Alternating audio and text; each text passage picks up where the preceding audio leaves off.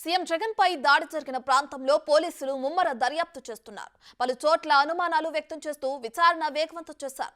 తొలుత అక్కడున్న స్కూల్ మొదటి అంతస్తు నుంచి రాయి వచ్చుంటుందని అనుమానాలు వ్యక్తం చేస్తున్నారు. అక్కడున్న మొత్తం పరిసరాలను పోలీసులు పరిశీలిస్తున్నారు. దీనిపై మరింత సమాచారం మా ప్రతినిధి మల్లికార్జున అందిస్తారు. జగన్మోహన్ రెడ్డిపై కూడా రాయితో దాడి చేశారంటూ కూడా పోలీసులు అనుమానం వ్యక్తం చేస్తూ ఉన్నారు. మనమున్న ఏదైతే ఈ స్కూల్ ఉందో ఈ స్కూల్ దగ్గరలో నుంచి ఫస్ట్ ఫ్లోర్లో నుంచి కూడా సీఎం జగన్మోహన్ రెడ్డికి ఆ రాయితో కూడా దాడి చేశారని చెప్తా ఉన్నారు. రాయి కాకపోయినా పొదునైన ఏదైనా వస్తువుతో కూడా దాడి చేశారని కూడా ఒక అంచనాకు వచ్చినట్టు కూడా తెలుస్తున్న పరిస్థితి కూడా కనిపిస్తూ ఉంది. ఒకసారి మనం ఈ స్కూలు పరిసరాన్ని పరిశీలిస్తే ఈ స్కూలుకి ఎంట్రన్స్కి సంబంధించి ఇక్కడ క్లాసుకు సంబంధించి ఎదురే కూడా ఒక సీసీ కెమెరాను కూడా ఈ స్కూలు ఏర్పాటు చేయడం జరిగింది. దీంతో పాటుగా ఇలా ముందుకు పోయే కొన్ని కూడా తరగతి గదులు మనకి కనిపిస్తూ ఉంటాయి. ఈ తరగతి గదులకు సంబంధించి కూడా ఇక్కడ కూడా ఎక్కడ కూడా భద్రతకి ఇబ్బంది లేకుండా ఈ స్కూల్లో అయితే సీసీ కెమెరాలు ఏర్పాటు చేయడం జరిగింది. ఈ కార్నర్లో కూడా ఇక్కడ కూడా ఒక సీసీ కెమెరా అంటే ఈ వరండా మొత్తం కనపడే విధంగా కూడా ఒక సీసీ కెమెరాని ఏర్పాటు చేయడం జరిగింది. ఈ సీసీ కెమెరాకు సంబంధించి కూడా విజువల్స్ నిన్న నైట్ పోలీసులు ఈ మొత్తం పరిసరాలను కూడా పరిశీలించినట్టు కూడా చెప్తా ఉన్నారు.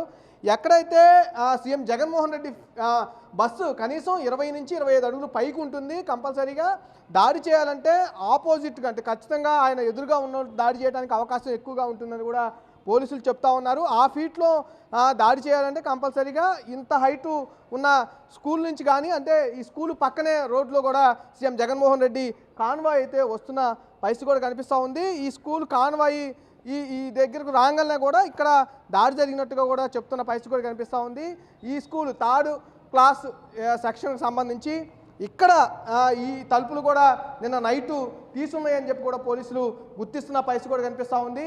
ఇక్కడి నుంచి దాడి జరిగిందని ఒక అనుమానం కూడా పోలీసులు వ్యక్తపరుస్తున్న పరిస్థితి కూడా కనిపిస్తూ ఉంది. ఇది ఒక చిన్న గదిలాగా కూడా ఉంది. ఇక్కడ ఒక కిటికీ తలుపు తీసున్నట్టుగా కూడా పోలీసులు గుర్తిస్తూ ఉన్నారు. ఈ హైట్లో బస్సు అనేది వెళ్తూ ఉంటుంది. ఈ హైట్లో జగన్మోహన్ రెడ్డి నుంచున్నప్పుడు ఇంత హైటు వస్తూ ఉంటుంది. ఇక్కడ నుంచి ఎగ్జాక్ట్గా కొడితే కనుక కంపల్సరీగా తగిలే అవకాశం ఎక్కువగా ఉందని కూడా పోలీసులు అంచనా వేస్తూ ఉన్నారు. క్యాట్ బాల్తో కొట్టారని ఒక అంచనాకైతే వస్తున్న పరిస్థితి కనిపిస్తూ ఉంది. క్యాట్ బాల్తో పర్ఫెక్ట్గా చూసి కొట్టాలంటే కంపల్సరీగా అతనికి ట్రైనింగ్ ఉండాలి.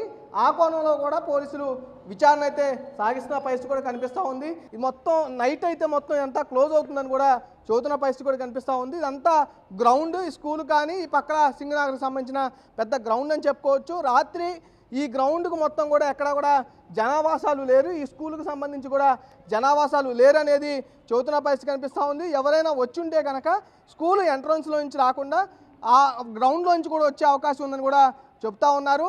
ఎందుకంటే మొత్తం కూడా జనావాసాలు ఉండరు కాబట్టి నైట్ పూట వచ్చి ఉండొచ్చు అని చెప్పేది అనేది చెబుతున్న పరిస్థితి కూడా కనిపిస్తూ ఉంది. అక్కడున్న గేట్ కూడా చూసుకోవచ్చు. ఒక మనిషి అమాంతంగా దూకి వచ్చే అవకాశం కూడా కనిపిస్తూ ఉంది. స్కూల్ పక్కనే ఒక గుడి కూడా ఉంది. ఈ గుడికి సంబంధించి నిన్న సాయంత్రం మేము స్థానికులందరూ చెబుతున్న విషయం ఏంటంటే స్థానికులందరం కూడా రాత్రి గుడి మొత్తం కూడా క్లీన్ చేశాము, తర్వాత మేము క్లోజ్ చేసి వెళ్ళిపోయామన్న విషయాన్ని కూడా చెబుతున్న పరిస్థితి కూడా కనిపిస్తూ ఉంది. మరో కోణంలో స్కూల్లో నుంచి కనుక జరగకపోయి ఉంటే కనుక ఇటు పక్క నుంచి ఏదైతే వేప చెట్టు ఉందో ఈ వేప చెట్టు పైనుంచి కూడా కొట్టే అవకాశం ఉందని కూడా చెబుతున్న పరిస్థితి కూడా కనిపిస్తూ ఉంది. ఈ పక్క నుంచి కూడా వేప చెట్టు పైనుంచి కాకపోతే కింద గోడపై నుంచైనా ఎక్కి కొట్టే అవకాశం ఎక్కువగా కనిపిస్తూ ఉందని కూడా చెబుతూ ఉన్నారు. రాయి అనేది ఇటు సైడ్ నుంచి ఆ రాయి కానీ ఆ వస్తువు ఏదైనా పొదునైన వస్తువు కానీ ఇటు సైడ్ నుంచే వచ్చిందనేది పోలీసులు కొంత నిర్ధారణకు వచ్చిన పరిస్థితి కూడా కనిపిస్తుంది. ఎవరు ఈ దాడి చేస్తుంటారు, ఎవరు ఆగంతుకుడు అనేది వెతుకులాటైతే చేసిన పరిస్థితి కూడా కనిపిస్తూ ఉంది.